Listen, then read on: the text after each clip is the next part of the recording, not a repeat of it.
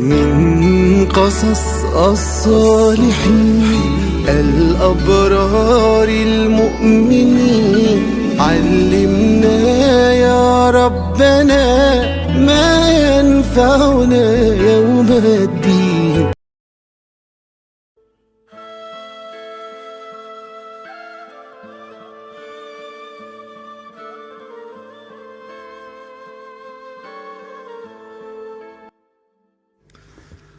Raden Ki Haji Ahmad Mahfud Zayyadi kembali ke Bata-Bata. Pada tahun 1957 Masehi, Bata-Bata berduka, di mana pengasuh Pondok Pesantren Mambaul Ulum Bata-Bata, Raden Ki Haji Abdul Majid Abdul Hamid, meninggal dan kembali ke hadratal ilahi Rabbi Allah Subhanahu wa Ta'ala. Kenyataan ini menjadikan Bata-Bata kosong dari pengasuh. Hal tersebut dikarenakan calon pengganti yang merupakan pewaris dari beliau, Raden Ki Haji Abdul Qadir, masih menimba ilmu di kota Mekah. Selang beberapa bulan kemudian, kedatangan beliau dari kota Mekah tidak menjadikan Bata-Bata kembali pulih, karena beliau pulang dalam kondisi sakit dan beberapa bulan kemudian beliau meninggal pada tahun itu juga. Jadi Bata-Bata betul-betul kosong dari pengasuh. Tanggal dan tahun pasti kewafatan Ki Haji Abdul Qadir dan Ki Haji Abdul Majid dapat diketahui di tulisan teman saya, Chapter Bata-Bata dari masa ke masa, dari zaman ke zaman. Kevakuman Bata-Bata dari pengasuh menjadikan Bata-Bata berwujud tanpa ruh. Santri kehilangan tokoh sebagai sandaran mereka. Meskipun sebenarnya pada waktu itu ada beberapa asatid dan para masyaikh kiai yang mengajar ke Pondok Pesantren Mambaul Ulum Bata-Bata, namun tetap saja para santri banyak yang berhenti, baik pindah pondok atau pulang ke rumah mereka masing-masing. Kondisi ini disadari oleh pihak keluarga, sehingga kemudian mereka sepakat untuk meminta Raden Ki Haji Ahmad Mahfud Zayyadi untuk kembali ke Bata-Bata dan meninggalkan Banyuwangi. Menyikapi permintaan khusus dari pihak keluarga ini, Raden Ki Haji Ahmad Mahfud Zayyadi tidak langsung menyanggupi. Bahkan beliau tidak memberikan jawaban pasti. Beliau tidak langsung menerima karena merasa sungkan untuk melanjutkan dan menjadi penerus di Pondok Pesantren Bata-Bata. Namun melihat Bata-Bata kemudian betul-betul vakum daripada santri-santri yang mondok, yang ada hanya beberapa pelayan dan khadim keluarga dalam, maka akhirnya beliau menerima permintaan khusus dari para keluarga.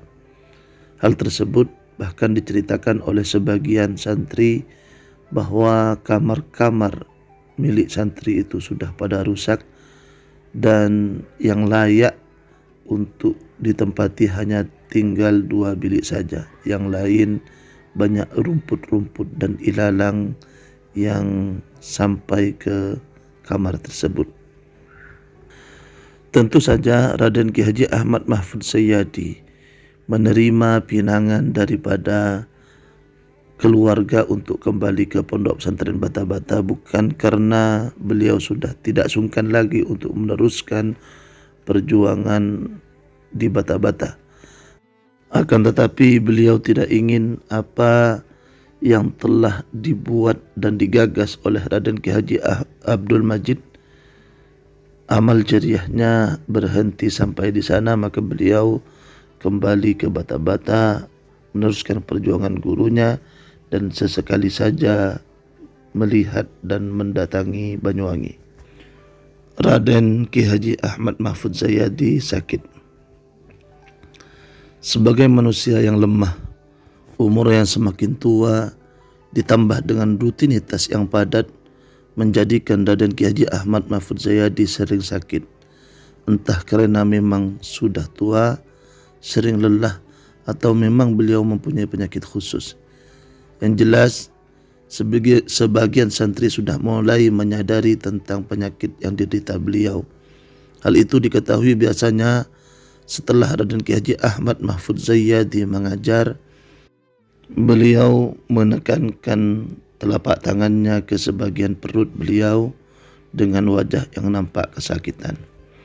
Dokter yang menangani beliau, yaitu Dr. Abdul Mu'ti dari Pelengahan, mengatakan bahwasanya beliau terkena emah beludeng, emah yang biasa sampai muntah darah. Dan betul saja, sebelum sekitar setengah tahun dari wafatnya beliau muntah darah. Meskipun demikian, Raden Ki Haji Ahmad Mahfudz Zayadi tetaplah Raden Ki Haji Ahmad Mahfudz Zayadi yang gigih dan tegar.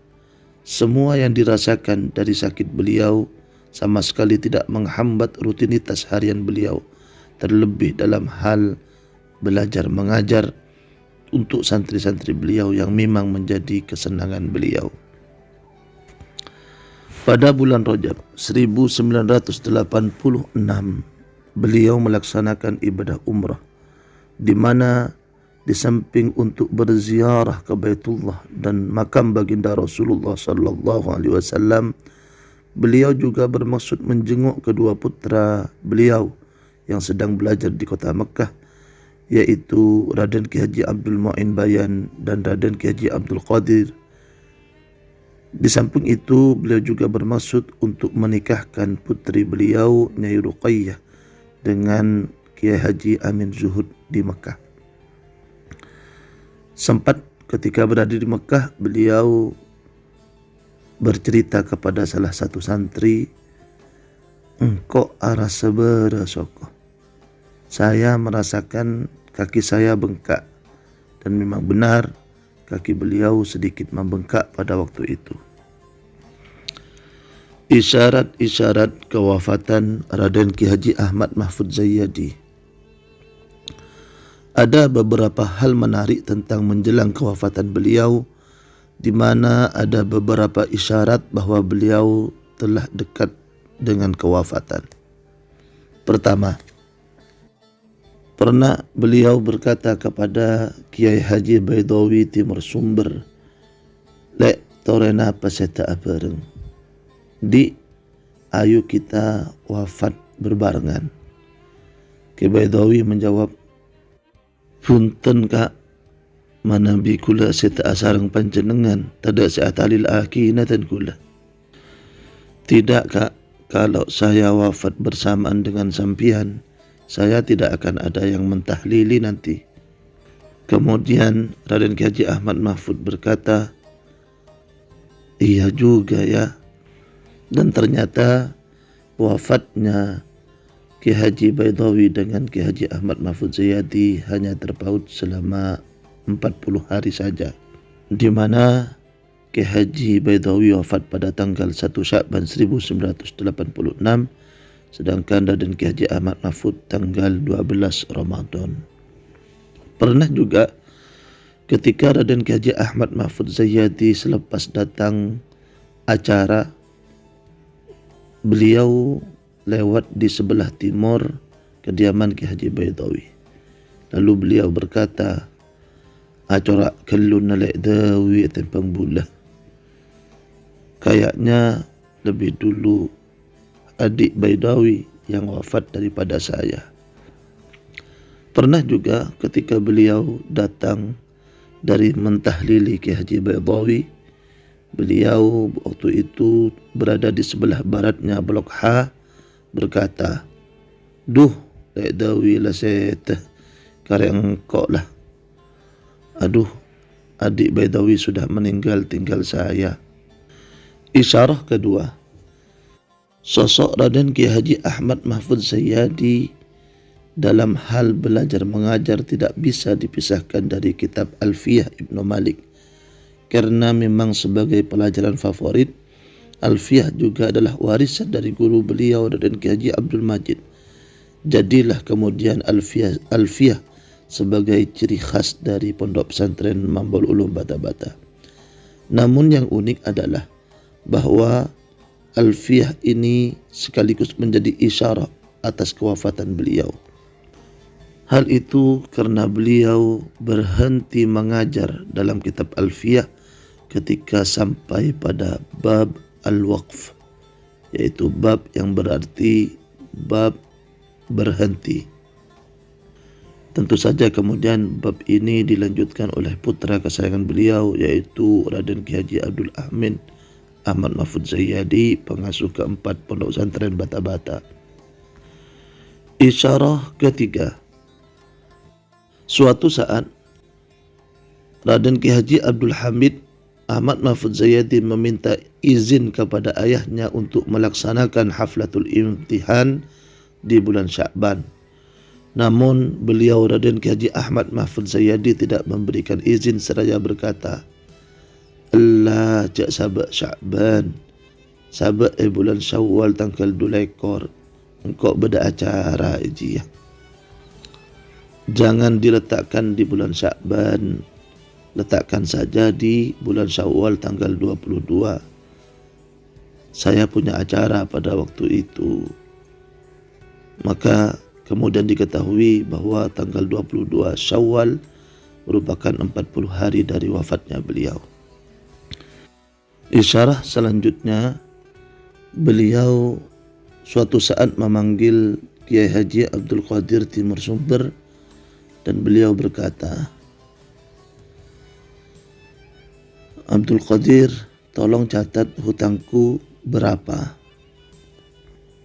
Hal tersebut karena memang biasanya Kiai Haji Ahmad Mahfud Zayyadi ketika mempunyai kebutuhan mendesak berhutang kepada Kiai Haji Abdul Qadir yang biasa dititipkan orang untuk menabung haji. Jadi ketika dijumlah berkisar sekitar 6 jutaan. Setelah dibayar lunas, maka beliau kemudian berkata, "Orang riyah pa istiqamah yah nang muntro tetih orang senyaman." Artinya orang itu harus istiqamah kalau ingin menjadi orang yang enak dan nyaman. Dan kalimat itu adalah kalimat wada yang disampaikan sekaligus nasihat yang beliau titipkan untuk santri-santri dan putra-putri beliau. Allahumma ghfir lahu warhamhu wa'afihi wa'fu anhu wajma'na wa ahlana ma'ahu fil jannah tahta liwa'i nabiyina sayyidina Muhammadin amin ya rabbal alamin.